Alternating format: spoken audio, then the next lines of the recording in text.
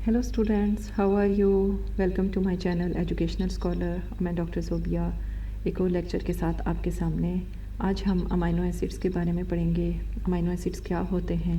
They are the building blocks of proteins. Proteins जो body के अंदर बहुत ज़्यादा इंपॉर्टेंट रोल्स प्ले कर रही हैं, वो अमाइनो एसिड से मिलकर बनी हैं। तो प्रोटीन्स के बारे में जानने से पहले हमें पता होना चाहिए कि अमाइनो एसिड्स क्या हैं और कितनी different kinds of amino acids जो हैं वो एग्जिस्ट करते हैं। तो आज के इस लेक्चर में हम अमाइनो एसिड के स्ट्रक्चर, उनकी क्लासिफिकेशन और उनके डिफरेंट रिएक्शंस के बारे में पढ़ेंगे। First of all, amino acid का स्ट्रक्चर, इसके स्ट्रक्चर में दरमियान में अल्फा कार्बन प्रेजेंट होता है, जिसे हम अल्फ़ा कार्बन का नाम देते हैं, और इसके साथ 4 डिफरेंट सब्स्टिट्यूएंट्स अटैच होते हैं। इसमें से 3 सब्स्टिट्यूएंट्स जो हैं वो आपके कांस्टेंट होते हैं, जबकि 4th वन आर जो है, जिसे अल्काइल ग्रुप का नाम देता है, ये चेंज हो जाता है। 3 जो कांस्टेंट हैं उनमें से number 1 is the carboxyl group, number 2 is the amino group, number 3 is the hydrogen. 4th one is designated as R group, जिसे अल्काइल ग्रुप का नाम देता है, और ये डिफरेंट अमाइनो एसिड्स में एक दूसरे से वेरी करेगा। For example, carboxylic acid alpha beta designated in a number of carbon atoms, alpha carbon to which 4 different substituents are attached, carboxyl group, amino group, hydrogen atom, and 4th one is the R group। जिस तरह 20 different kinds of amino acids हैं, तो 20 में ये alkyl group एक दूसरे से change होगा, except in the case of alanine glycine, जिसमें यहाँ पे आपका हाइड्रोजन ही अटैच होगा, जिसकी वजह से यानी 4 सब्स्टिट्यूएंट्स जो हैं वो एक दूसरे से डिफरेंट नहीं होंगे। ठीक है, यानी 3 सब्स्टिट्यूएंट्स का डिफरेंस आएगा। स्टोशियोमेट्री अगर आप देखो तो डी और एल आइसोमर्स इसके एग्जिस्ट करते हैं। Alpha carbon is the chiral carbon, means 4 different substituent जिसके साथ नॉर्मली अटैच होते हैं। They are the enantiomers, mean non superimposable mirror images. जो नेचुरली अकरिंग अमाइनो एसिड्स हैं वो मोस्टली एल आइसोमर्स की फॉर्म में हैं। कुछ अमाइनो एसिड्स जैसे कि एंटीबायोटिक्स में या प्लांट और बैक्टीरियल सेल वॉल में वो डी फॉर्म्स में भी एग्जिस्ट करते हैं। अमाइनो एसिड्स जो है एक दूसरे के साथ रिएक्ट कर सकते हैं। किस तरह से रिएक्ट करते हैं? Carboxyl group of one amino acid react with the amino group of the second amino acid with the removal of water, they get attached with each other। और जिस बॉन्ड के थ्रू एक दूसरे से अटैच होते हैं उसे हम पेप्टाइड बॉन्ड या पेप्टाइड लिंकेज का नाम दे देते हैं। अमाइनो एसिड, ठीक है, उसके स्ट्रक्चर में जिस तरह मैं बताया कि अल्फ़ा कार्बन के साथ अमोनिया ग्रुप और इसके अलावा आपका कार्बोक्सिल ग्रुप जो है अटैच होगा। यहाँ पे पीएच के हिसाब से उसे बताया, आपको बताया कि 0 से 7 तक आपकी acidic pH, 7 is the neutral pH, while जबकि इससे ज़्यादा जो है वो आपकी बेसिक पीएच एग्जिस्ट करती है।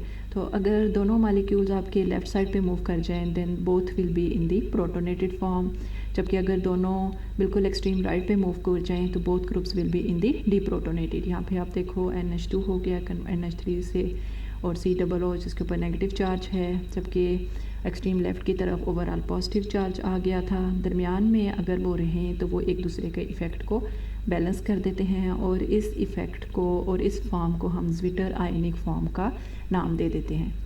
इसके अलावा ज्विटर आयनिक फॉर्म में जो है इस पॉइंट को हम आइसोइलेक्ट्रिक पॉइंट का भी नाम दे देते हैं, वो पॉइंट जहाँ पे पॉजिटिव और नेगेटिव चार्जेस एक दूसरे के इफ़ेक्ट को बैलेंस कर देते हैं। So you can say amino acid they form internal salts, जिन्हें हम ज्विटर आयंस का नाम देते हैं। For example, mostly in the case of pure poly solid state और इन द एक्वस सॉल्यूशन या न्यूट्रल पीएच, ज्विटर आयंस में पॉजिटिव एंड नेगेटिव चार्जेस एक दूसरे के इफेक्ट को बैलेंस कर देते हैं। That's why the point is also known as the isoelectric point, and this pH is known as the isoelectric pH. Increases solubility at lower pH as well as the higher pH, यानी solubility जो है lower और higher pH पे जाके change हो जाती है। यहाँ पे आपको नॉन आयनिक फॉर्म भी दिखा दी गई है, ठीक है, और ज्विटर आयनिक फॉर्म भी दिखा दिया है, जिसमें पॉजिटिव और नेगेटिव चार्जेस ने एक दूसरे के इफ़ेक्ट को बैलेंस कर दिया है। Classification of amino acids, classification को अगर on the base of nutrition आप देखो तो इनको 2 असेंशियल एंड नॉन असेंशियल में कन्वर्ट किया जाता है। टोटल ऑफ 20 में से 9 जो हैं असेंशियल के अंदर आ जाएंगे, जबकि आपके 11 जो हैं वो आपके नॉन असेंशियल के अंदर क्लिक करेंगे। ठीक है, अगर on the basis of R group आप देखो, आर ग्रुप की अटैचमेंट की वजह से तो इनको हम नॉन पोलर एलिफेटिक के अंदर, पोलर अनचार्ज्ड आर ग्रुप के अंदर 5 अमाइनो एसिड्स, एरोमेटिक के अंदर 3, पॉजिटिवली चार्ज के अंदर 3, जब नेगेटिवली चार्ज आपके 2 अमाइनो एसिड्स एग्जिस्ट करेंगे। यहाँ पे तमाम अमाइनो एसिड्स के ये आपको स्ट्रक्चर देख दिए गए हैं, ठीक है। First of all non polar aliphatic R groups, इसमें आपका ग्लाइसिन है। ये वो वाहिद केस है जिसमें मैंने बताया था, बकाया तमाम में आप देखो क्योंकि वाइटिश पोर्शन में आपको दिखाया है कि कांस्टेंट पोजीशन है। सिर्फ पिंक वाला पोर्शन जो है वो डिफरेंट अमाइनो एसिड्स में एक दूसरे से डिफरेंट होगा। सिर्फ इन ग्लाइसिन में देखो 2 हाइड्रोजन प्रेजेंट हैं। जब ये हाइड्रोजन रिप्लेस हो जाएगा CH3 then it will be alanine pair, ठीक है। प्रोलिन जिसमें एक छोटी सी रिंग फॉर्म स्ट्रक्चर आ गया है, valine, leucine, isoleucine and methionine. Methionine means इसमें सल्फर भी प्रेजेंट है। पोलर अनचार्ज, ठीक है, जिसके अंदर serine, threonine, cysteine, asparagine and glutamine आ जाएंगे। एरोमेटिक जिसमें रिंग फॉर्म प्रेजेंट होते हैं, इसकी 3 एग्जांपल्स हैं, phenyl alanine, tyrosine and tryptophan. Tryptophan में आप देखो तो 2 रिंग स्ट्रक्चर्स जो हैं प्रेजेंट है। Positively charge R groups lysine, histidine and arginine, और नेगेटिवली चार्ज जिसमें आपके एस्पार्टेट एंड ग्लूटामिक। और अगर हम एसिडिक एसिड की और बेसिक अमाइनो एसिड्स की बात करें तो बेसिक के अंदर आपके लाइसिन, हिस्टिडीन और आर्गिनिन ही आ जाएंगे, और एसिडिक अमाइनो एसिड्स के अंदर आपके एस्पार्टिक एसिड एंड इन्हें ग्लूटामिक एसिड का नाम दे दिया जाता है। सो एसेंशियल अमाइनो एसिड्स के अगर आप नाम देखो, it include lysine, leucine, isoleucine, methionine, tryptophan, phenyl alanine, threonine, valine and histidine. Histidine यानी ये सिर्फ चिल्ड्रन के इसमें अटैच्ड यानी ज़रूरत होती है, इसकी लेटर ऑन इसकी ज़रूरत नहीं पड़ती है। और यहाँ पे आपको नॉन एसेंशियल अमाइनो एसिड्स के नाम में जिनकी डेली डाइट में अगर प्रेजेंट ना भी हों तो ज़रूरत नहीं पड़ती। और जबकि glutamine and arginine sometimes specific कोई कंडीशंस हों, कोई डिजीज़ कंडीशंस हों, या स्पेसिफिक कंडीशंस में से आप चल रहे हो, किसी चीज़ की कमी हो जाए तो उन केस में आपको उनकी ज़रूरत पड़ती है। So overall polar amino acids and non-polar amino acid. Polar means hydrophilic, hydrophilic means water loving, they will be attracted towards the water, while non-polar जिन्हें आप hydrophobic amino acids या water fearing या water hating amino acids का भी नाम दे देते हो। ऊपर आपको नाम भी दे दिए गए हैं अमाइनो एसिड्स की, उनकी 3 अल्फ़ाबेट से नाम, जैसे aspartic acid stands for ASP, इनका 1 लेटर नेम एब्रीविएशन भी दे दी गई है, और इनकी साइड चेन की वजह से इनकी नेचर भी आपको एक्सप्लेन कर दी गई है। So we can say amino acid, they are composed of the carboxyl group, amino group and side chain R group. Different amino acids on side chain की वजह से they could be basic, they could be acidic, they could be uncharged, polar और they could be non-polar. Amino acids protonated form में, डीप्रोटोनेटेड form में, और जब भी एक दूसरे के इफेक्ट को बैलेंस करेंगी ज्विटर आयनिक फॉर्म। अब अगर आप reactions of amino acids and peptides के बारे में देखो, क्योंकि पीछे मैंने आपको बताया कि डिफरेंट अमाइनो एसिड जब आपस में अटैच करते हैं they get attach with the help of A peptide bond, जिसे हम पेप्टाइड लिंकेज या एमाइड बॉन्ड का भी नाम दे देते हैं। Reactions of the amino acids could be due to the presence of the amino group, it could be due to the presence of carboxyl group, और ऐसा भी हो सकता है कि कुछ केसेस में both amino and carboxyl group involve हों, और चौथा वाला जो इनके यानी R साइड चेन्स प्रेजेंट हैं, यानी जो 4 डिफरेंट सब्सटेंस इसके साथ अटैच हैं, उनकी वजह से ही इन अमाइनो एसिड्स के डिफरेंट काइंड्स ऑफ रिएक्शंस जो हैं वो आपके एग्जिस्ट करते हैं। अगर आप इनके अमाइनो एसिड्स के टेस्ट परफॉर्म करके देखो तो सर्टेन अमाइनो एसिड्स जो हैं वो सर्टेन किस्म के कलर्स भी आपको शो करेंगे। यहाँ पे देखो, ठीक है, अल्फ़ा कार्बन जिसके साथ हाइड्रोजन अटैच है, अमाइनो ग्रुप अटैच है, कार्बोक्सिल ग्रुप अटैच है, और इसके अलावा अल्काइल ग्रुप, ठीक है। So reaction will be due to amino group, will be due to carboxyl group involving both amino and carboxyl groups, and reaction due to side chain.